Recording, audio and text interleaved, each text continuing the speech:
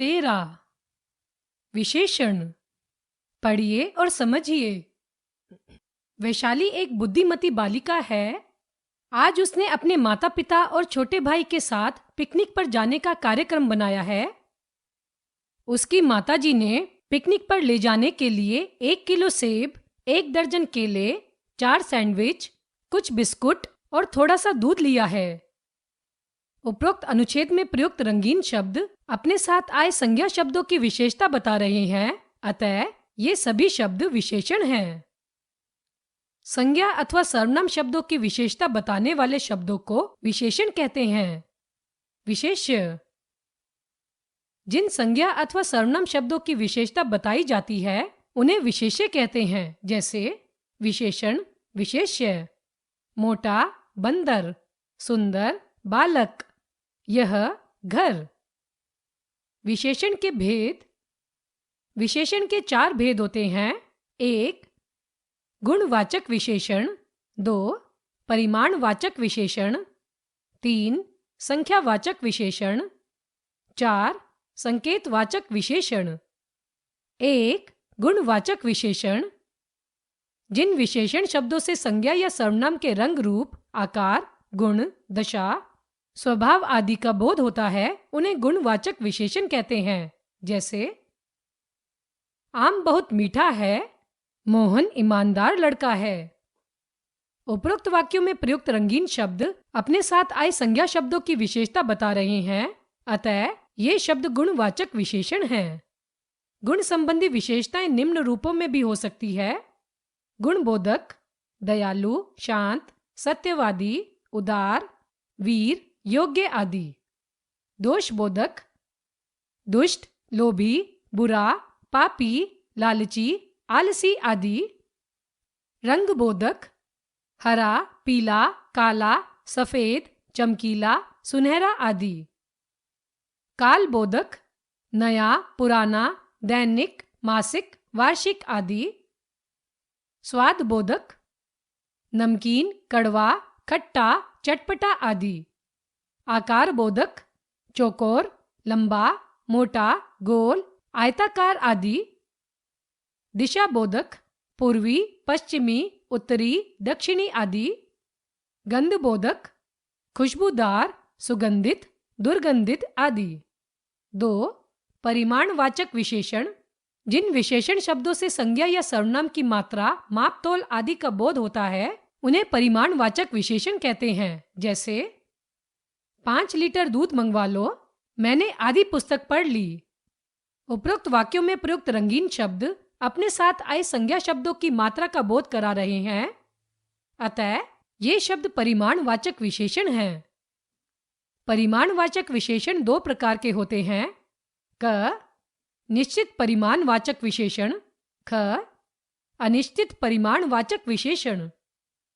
क निश्चित परिमाणवाचक विशेषण जो विशेषण शब्द संज्ञा या सर्वनाम की निश्चित मात्रा का बोध कराते हैं उन्हें निश्चित परिमाणवाचक विशेषण कहते हैं, जैसे 10 मीटर, 2 किलो, 40 लीटर आदि।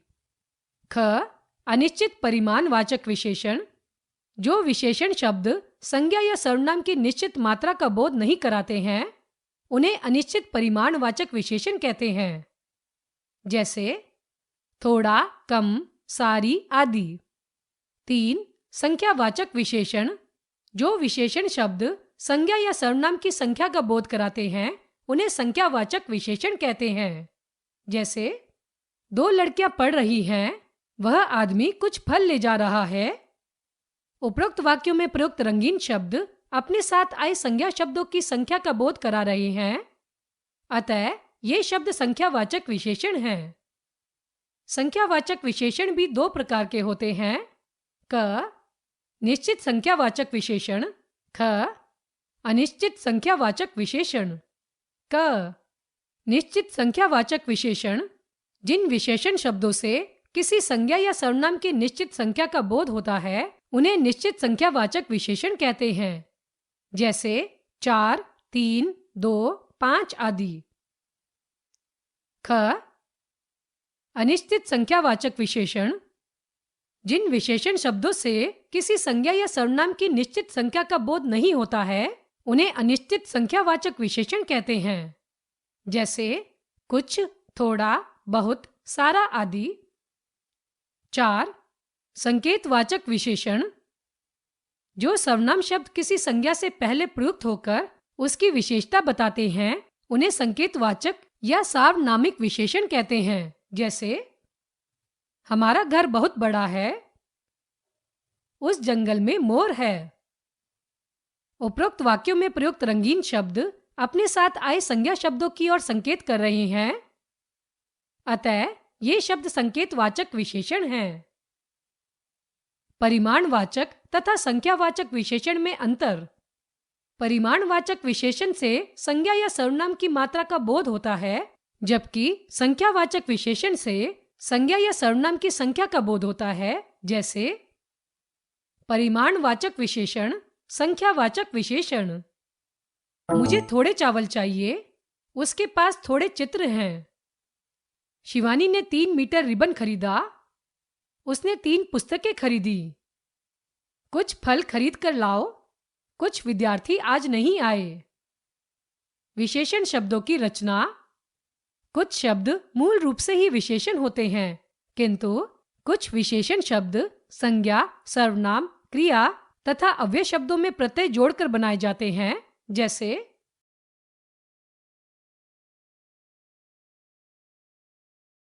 संज्ञा से विशेषण बनाना। संज्ञा, विशेषण। समाज, सामाजिक। धर्म, धार्मिक। नीति, नैतिक। शहर, शहरी। धन, धनी। दर्शन, दर्शनीय। अंतर, अंतरिम। अर्थ, आर्थिक। राष्ट्र, राष्ट्रीय। नियम, नियमित। शर्म, शर्मीला। चिंतन, चिंतनीय। उदासी, उदास। जोश, जोशीला। कृपा, कृपालु। रोग, रोगी। इतिहास, ऐतिहासिक। ग्राम, ग्रामीण। स्वाद, स्वादिष्ट। पत्थर, पथरीला। पुराण, पौराणिक। दया, दयालु। कष्ट, कष्टदायी। नाश, नाशवान। प्रदेश, प्रादेशिक। स्वर्ण, स्वर्णिम। परिचय, परिचित। हृदय, हार्दिक। सर्वनाम से विशेषण बनाना। सर्वनाम, विशेषण। यह, ऐसा, इतना। जो, जैसा, जितना। मैं, मेरा, मेरी, मेरे। वह, उसका, उसकी, उसके। वह, वैसा, उतना। कौन, कैसा, कितना। हम, हमारा, हमारी, हमारे। तुम, तुम्हारा, तुम्हारी, तुम्हारे। क्रिया से विशेषण बनाना। क्रिया, विशेषण। पूजना, पूजनीय। टिकना, टिकाऊ। सहना, सहनीय। सजाना, सजावटी। खेलना, खिलाड़ी। भूलना, भुलक्कड़। बेचना, बिकाऊ। कमाना, कमाऊ। सड़ना, सड़ियल। देखना, दिखावटी। अव्यय से विशेषण बनाना। अव्यय, विशेषण। बाहर, बाहरी। अंदर, अंदरूनी। आगे, अगला। नीचे, निचला। भीतर, भीतरी। ऊपर, ऊपरी। पीछे, पिछला। निकट, निकटस्थ। विशेषण की अवस्था। प्रत्येक व्यक्ति या वस्तु में कोई न कोई विशेषता अवश्य होती है, परंतु यह विशेषता सभी में एक समान नहीं होती है। यह किसी में सामान्य, किसी में कुछ अधिक और किसी में अत्यधिक होती है। इस प्रकार विशेषण तुलनात्मक ज्ञान भी कराते हैं। जैसे रश्मि सुंदर है, रश्मि गीता से सुंदर है। रश्मि सबसे सुंदर है। उपरोक्त वाक्यों के आधार पर विशेषण की 3 अवस्थाएं होती हैं। 1. मूलावस्था। 2. उत्तरावस्था। 3. उत्तमावस्था। 1. मूलावस्था। इस अवस्था में किसी व्यक्ति या वस्तु की सामान्य अवस्था प्रकट की जाती है। उसके रंग, गुण, दोष की तुलना किसी दूसरे व्यक्ति या वस्तु से नहीं की जाती है। जैसे दिनेश एक अच्छा लड़का है, गंगा एक पवित्र नदी है। 2. उत्तरावस्था। इस अवस्था में दो व्यक्तियों या वस्तुओं की तुलना की जाती है। इसमें एक को कम या अधिक बताया जाता है। जैसे निखिल विशाल से छोटा है, महेंद्र सुरेंद्र से अच्छा है। 3. उत्तमावस्था। इस अवस्था में दो से अधिक व्यक्तियों या वस्तुओं की तुलना की जाती है। इसमें किसी एक को सबसे अधिक अच्छा या बुरा बताया जाता है। जैसे भीम सबसे अधिक बलवान था, सभी पेय पदार्थों में पानी सबसे ठंडा है। विशेषण की अवस्थाएं बनाने के नियम। 1. तत्सम विशेषण शब्दों की उत्तर और उत्तम अवस्थाएं बनाने के लिए उनमें क्रमशः तर और तम प्रत्यय जोड़ देते हैं। जैसे मूलावस्था, उत्तरावस्था, उत्तमावस्था। तीव्र, तीव्रतर, तीव्रतम। उच्च, उच्चतर, उच्चतम। श्रेष्ठ, श्रेष्ठतर, श्रेष्ठतम। प्रिय, प्रियतर, प्रियतम। महान, महानतर, महानतम। सुंदर, सुंदरतर, सुंदरतम। 2.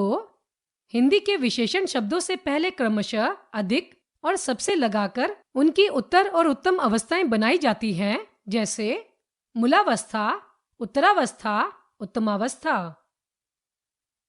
अच्छा, अधिक अच्छा, सबसे अच्छा। साहसी, अधिक साहसी, सबसे साहसी। चतुर, अधिक चतुर, सबसे चतुर। बड़ा, अधिक बड़ा, सबसे बड़ा। प्रविशेषण। विशेषण शब्दों की विशेषता बताने वाले शब्दों को प्रविशेषण कहते हैं। जैसे शिवानी बड़ी मेहनती लड़की है, हिमालय पर्वत बहुत ऊंचा है।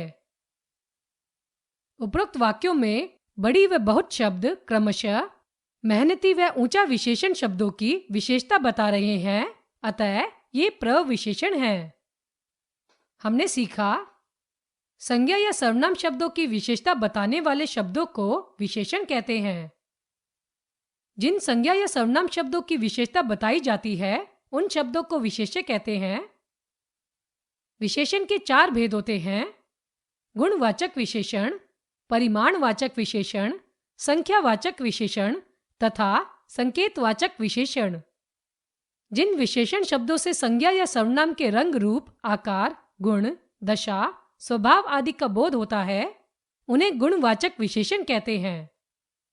परिमाणवाचक विशेषण 2 प्रकार के होते हैं: निश्चित परिमाणवाचक विशेषण तथा अनिश्चित परिमाणवाचक विशेषण। विशेषण की 3 अवस्थाएं होती हैं: मूलावस्था, उत्तरावस्था तथा उत्तमावस्था। उत्तमावस्था में 2 से अधिक व्यक्तियों या वस्तुओं की तुलना की जाती है। इसमें किसी एक को सबसे अधिक अच्छा या बुरा बताया जाता है। विशेषण शब्दों की विशेषता बताने वाले शब्दों को प्रविशेषण कहते हैं।